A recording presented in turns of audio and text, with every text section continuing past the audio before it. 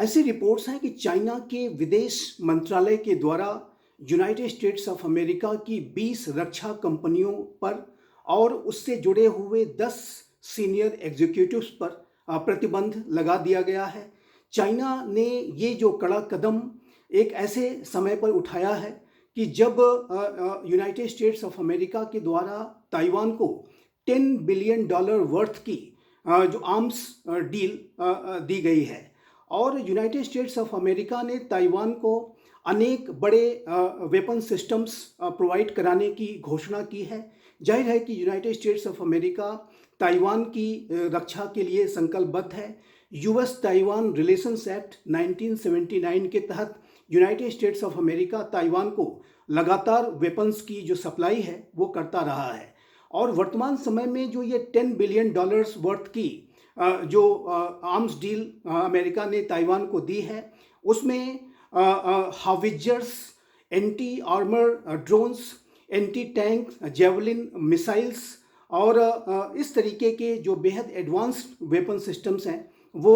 इसमें शामिल हैं। और जाहिर है कि United states of America Taiwan पर जो खतरे हैं, जिस तरीके से चाइना ताइवान का एक फोर्सफुल ऑक्यूपेशन करना चाहता है, उसको ध्यान में रखते हुए ताइवान को सारे बड़े डिफेंस इक्विपमेंट्स प्रोवाइड करा रहा है और इस माध्यम से यूनाइटेड स्टेट्स ऑफ अमेरिका जाहिर है कि चाइना को इस तरीके की मैसेजिंग भी कर रहा है कि अमेरिका ताइवान के साथ पूरी तरीके से खड़ा है। और उसी तरीके से जो जापान और इंडो पैसिफिक रीजन के जो अन्य लोकतांत्रिक राष्ट्र हैं वो भी ताइवान की रक्षा के लिए अपनी संकल्पबद्धता को दिखाते नजर आते हैं। अभी हाल के समय में ही जापान की प्रधानमंत्री तकाइची ने जिस तरीके से ताइवान की रक्षा के संदर्भ में अपने कमिटमेंट को बताया वो बिल्कुल इससे स्पष्ट है कि जापान भी यदि कोई चाइनीज़ एग्रेशन ताइवान के टेरिटरी पर होता है तो ऐसे में जापान भी इसे रिस्पॉन्ड कर सकता है और ये जो रिस्पांस है वो बहुत डायरेक्ट हो सकता है। तो ये जो पूरी सिचुएशन है उससे ये स्पष्ट है कि जो चाइना की जो मंशा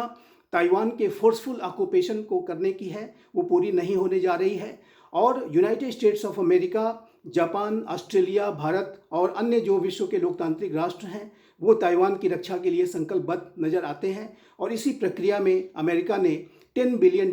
वर्थ की एक नई जो आर्म्स की जो डील है वो ताइवान को दी है और जिसके कि रिस्पांस में चाइना ने ये प्रतिक्रिया स्वरूप ये ऐसे कदम उठाया है कि जिसमें कि उसने 20 अमेरिका की जो रक्षा कंपनियों को और 10 उससे जुड़े हुए सीनियर एग्जीक्यूटिव्स को प्रतिबंधित कर दिया है।